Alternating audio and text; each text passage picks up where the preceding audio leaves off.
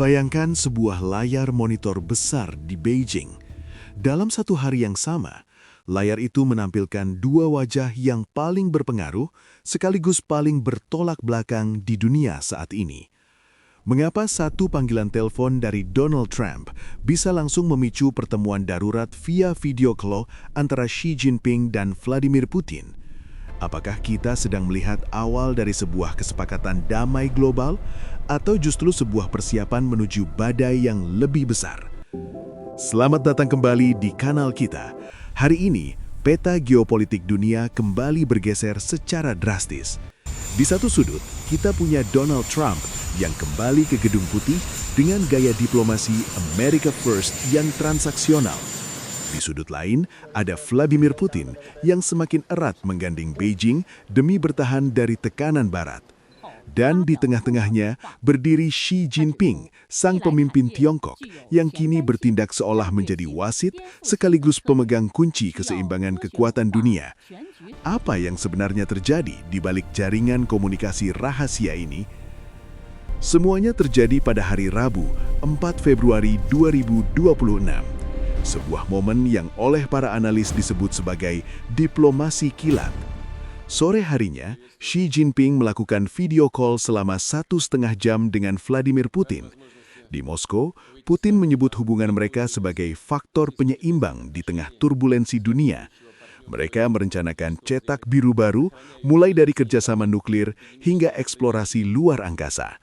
Namun, baru saja layar dengan Moskow dimatikan, beberapa jam kemudian, telepon Xi kembali berdering. Kali ini dari Washington. Donald Trump ada di seberang sana. Trump melalui akun Truth Social-nya menyebut pembicaraan itu sangat luar biasa. Trump mengklaim Tiongkok setuju membeli puluhan juta ton kedelai, minyak, dan gas dari Amerika.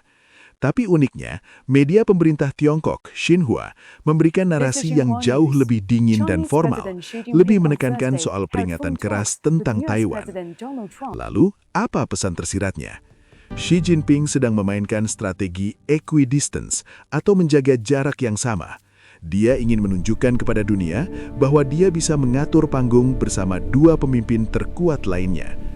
Bagi Putin, komunikasi ini adalah sinyal bahwa aliansi tanpa batas mereka tetap kokoh meski Trump mencoba merayu Tiongkok dengan kesepakatan dagang. Sementara bagi Trump, ini adalah soal bisnis. Dia menggunakan isu Taiwan sebagai daya tawar agar Tiongkok mau membantu ekonomi Amerika, terutama bagi para petani di sana. Namun jangan salah, ada faktor internal yang memaksa Xi untuk bergerak cepat. Saat ini, militer Tiongkok sedang diguncang penyelidikan korupsi terhadap Jenderal Zhang Yuxiao. Xi perlu terlihat kuat di panggung internasional untuk meredam kegelisahan di dalam negerinya sendiri. Dampaknya, dunia mulai melihat pergeseran nyata. Di Abu Dhabi, perundingan damai Rusia-Ukraina yang dimediasi Amerika mulai menunjukkan titik terang lewat pertukaran 157 tawanan perang. Sementara di Gaza, Trump mulai memperkenalkan Board of Peace, sebuah dewan perdamaian di luar kerangka PBB yang mewajibkan negara anggotanya membayar iuran $1 miliar. Lalu bagaimana dengan Indonesia? Kita berada di posisi yang cukup menguntungkan, namun berisiko. Kabar baiknya, Indonesia baru saja mengamankan penurunan tarif ekspor ke Amerika Serikat dari 32% menjadi 19%. Ini adalah peluang besar untuk produk manufaktur kita. Tapi di sisi lain, Indonesia juga resmi bergabung dalam Board of Peace bentukan Trump di Davos. Pemerintah kita menegaskan ini adalah langkah aktif untuk membantu Gaza, meski di dalam negeri, keputusan ini memicu perdebatan panas soal konsistensi politik luar negeri kita. Sahabat geopolitik, di dunia yang saling terhubung ini, satu percakapan telepon memang bisa mengubah arah sejarah. Hari ini, kita melihat Xi Jinping menari di antara dua raksasa yang saling berseteru demi menjaga stabilitas negerinya dan ekonomi dunia. Namun pertanyaannya, apakah diplomasi lewat telepon ini cukup untuk meredam bara api di Taiwan atau Ukraina secara permanen? Atau jangan-jangan ini hanyalah masa tenang yang singkat sebelum ketegangan baru muncul kembali? Bagaimana menurut Anda? Apakah Indonesia sudah mengambil langkah yang tepat dalam pusaran segitiga kekuatan ini?